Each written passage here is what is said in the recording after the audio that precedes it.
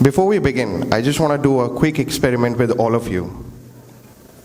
Please raise your hand if you believe that the career you're preparing for right now would cease to exist in a similar fashion 10 years down the line.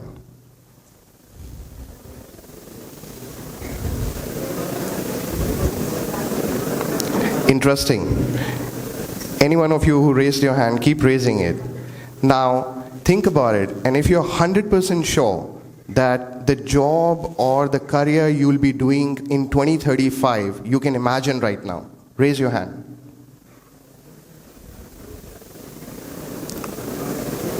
Interesting. That's why the conversations like this matter today. First of all, thank you so much for joining me here. When I was your age and someone would have told me that one day I'll be talking about leadership on a TEDx stage with all of you, I would have said, are you really talking to the right Rahul? Because honestly, I wasn't the topper in the class. I was not the most confident. I was not the most brightest student in college or even in my school. I never had a 5-year plan. I was thinking about how I'm going to figure out my life. And just like maybe some of you, I was trying to pass through my semesters, surviving placements, and trying to figure out my life. So the way I thought about it is that the disruption happens when you really think about how your life can move forward without you not even thinking about it. But if you believe that you are in that space of mind, trust me, you are already ready for the age of disruption. But what is disruption really?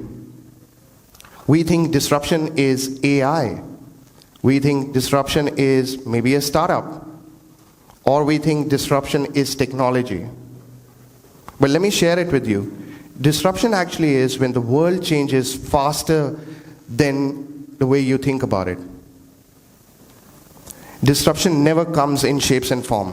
When I was told to build a new business vertical for my organization a few years back, we started with zero revenue. We had 0 teams, 0 customers, and 0 clarity. What we had as a business and a team was an ambition. 1 year later, we were doing $500,000 of a business.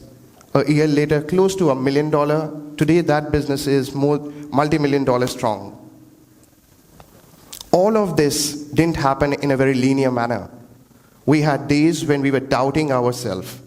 We had hires who were actually turning down our offers. We were selling at the same point of time we were building processes for our organization. Disruption is messy, but leadership is all about moving forward. I also want to share it with you today, a myth about very confident leaders. When we think about leaders or senior people, we think about they're very confident or they are fearless. But let me confess something with you. When I was told first time to present strategy to my global management, I was nervous. My hands were shaking, my palms were sweating, and my mind was racing. At that moment, I realized something very powerful. Leadership is not about absence of fear. It's actually acting despite the fear. And at that moment, I realized there is something more we can do as a team, as a business. Because if you're going to keep waiting for things to happen, you'll probably be late. And at the same point of time, when we talk about and think about leaders, leaders do have some advantages. They are capable enough to take decisions, even with the incomplete information they haven't.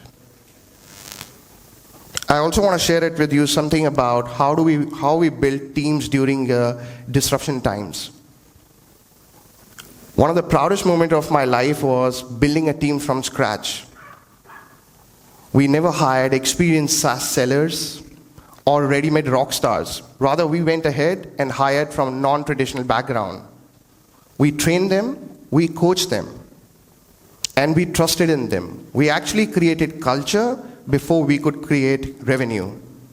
For 5 consecutive years, this team was always hitting their annual targets. Not because we hired the smartest ones in the room, because we created psychological safety for them. We put them accountable, we gave them ownership, and we built trust around them. All this led to not only business thriving, but teams doing fantastically well in their own careers. And that's what we expect in disruption, that there is no point of stopping anywhere.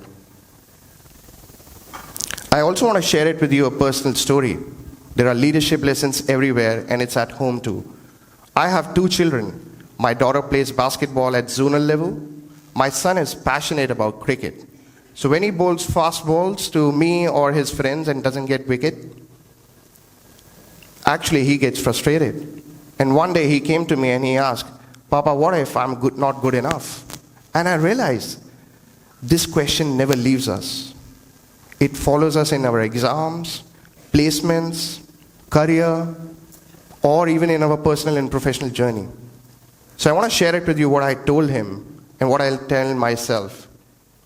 Your job is not to control the result. Your job is to show up fully, always. Leadership actually begins with leading with your own mind. I also want to share it with you and leave you with 3 principles of leadership. You got to learn faster than the world is changing. I know all of you are preparing and working hard on this degree, and definitely you will be employed, you will get a job. But it's your learning habit which would actually make you not only employable but grow in your life as a career. Students in the age of disruption who really going to excel might not always be studious or intellectual or very smart. You've got to be adaptable and not asking what will guarantee my success. Rather ask, what can I do quickly to unlearn and relearn? The second principle, you've got to build reputation before you build your resume. And I know most of you or some of you could be in your final years and thinking about your next career move. In corporate life, opportunities don't come to titles. It comes to trust.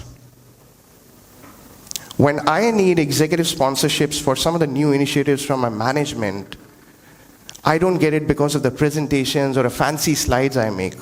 Over the years, it's purely because of the credibility I built.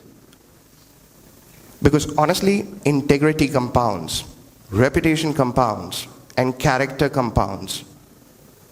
And in this world full of noise, trust is your only differentiator. Choose courage over comfort. In this age of disruption, you'll only be left with 2 choices, either comfort zone or a growth zone. In my life, all the breakthroughs I got, I was never ready for it. Whether leadership roles, newer verticals, newer markets I had to enter.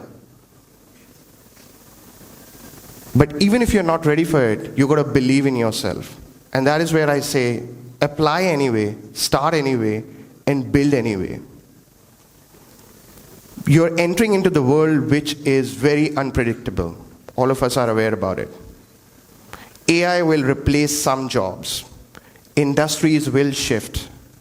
Careers would become non-linear. But there is one thing disruption would not be able to eliminate. That's going to be leaders. It will actually create a lot more leaders than ever before.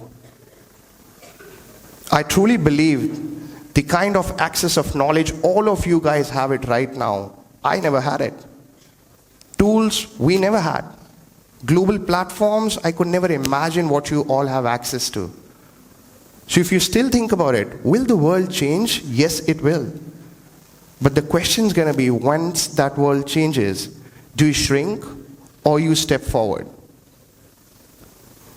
Because in the age of disruption and the way the leadership is evolving, it's not about position. You got to own your growth. You got to be accountable to yourself. You got to lead with integrity and also have courage to lead when others are hesitating.